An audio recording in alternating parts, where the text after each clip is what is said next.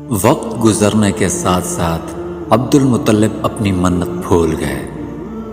پہلے خواب میں ان سے کہا گیا منت پوری کرو۔ انہوں نے ایک مینڈھا ذبح کر کے غریبوں کو کھلا دیا۔ پھر خواب آیا اس سے بڑی پیش کرو۔ اس مرتبہ انہوں نے ایک بیل ذبح کر دیا۔ خواب میں پھر یہی کہا گیا اس سے بھی بڑی پیش کرو۔ اب انہوں نے ایک اونٹ ذبح کیا۔ پھر خواب آیا اس سے بھی بڑی چیز پیش کرو۔ انہوں نے پوچھا اس سے بھی بڑی چیز کیا ہے؟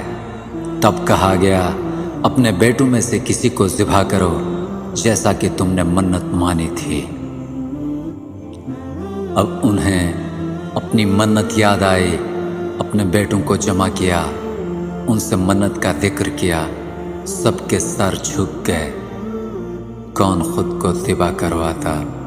آخر سیدنا عبداللہ بولے ابا جان آپ مجھے ذبح کر دیں۔ سیدنا عبداللہ سب سے چھوٹے تھے، سب سے خوبصورت تھے، سب سے زیادہ محبت بھی عبد المطلب کو انہیں سے تھی۔ لہٰذا عبد المطلب نے قرآن اندازی کرنے کا ارادہ کیا۔ تمام بیٹوں کے نام لکھ کر قرعہ ڈالا گیا۔ عبداللہ کا نام نکلا۔ اب انہوں نے چھری لی، عبداللہ کو بازو سے پکڑا اور انہیں ذبح کرنے کے لیے نیچے لٹا دیا۔ جو ہی باپ نے بیٹے کو لٹایا، عباس سے برداشت نہ ہو سکا، فوراً آگے بڑھے اور بھائی کو کھینچ لیا۔ اس وقت عباس خود بھی چھوٹے سے تھے۔ ادھر باپ نے عبداللہ کو کھینچا۔ اس کھینچا تانی میں سیدنا عبداللہ کے چہرے پر خراشیں آ گئی۔ ان خراشوں کے نشانات مرتے دم تک سیدنا عبداللہ کے چہرے پر رہے۔ اسی دوران بنو مخزوم کے لوگ وہاں آ گئے۔ انہوں نے کہا آپ اس طرح بیٹے کو ذبح نہ کریں، اس کی ماں کی زندگی خراب ہو جائے گی۔ اپنے رب کو راضی کرنے کے لیے بیٹے کا فدیہ دے دیں۔ اب سوال یہ تھا کہ فدیہ کیا دیا جائے؟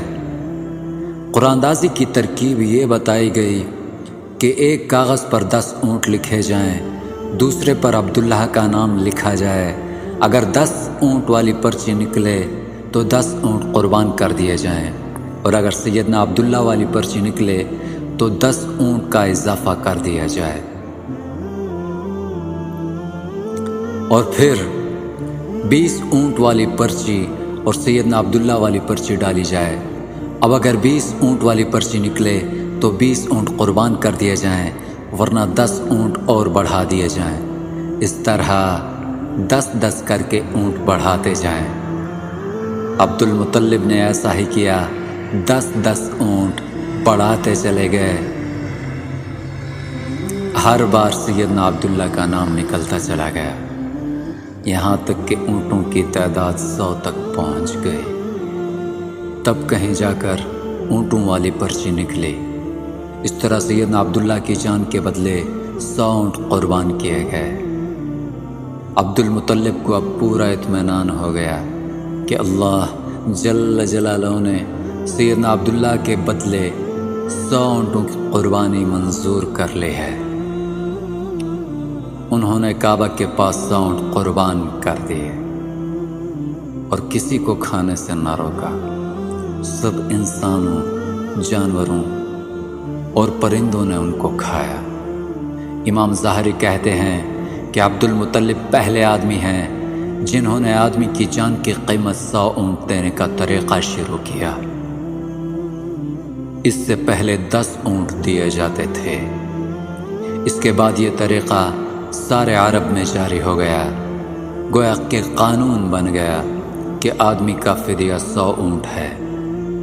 نبی کریم صلی اللہ علیہ وآلہ وصحبہ وسلم کے سامنے جب یہ ذکر آیا تو آپ نے اس کی تصدیق فرمائی اور فرمایا کہ یہ درست ہے، اور اسی بنیاد پر نبی کریم صلی اللہ علیہ وآلہ وصحبہ وسلم فرماتے ہیں کہ میں 2 ذبیحوں کی اولاد ہوں، یعنی سیدنا اسماعیل علیہ السلام اور سیدنا عبداللہ۔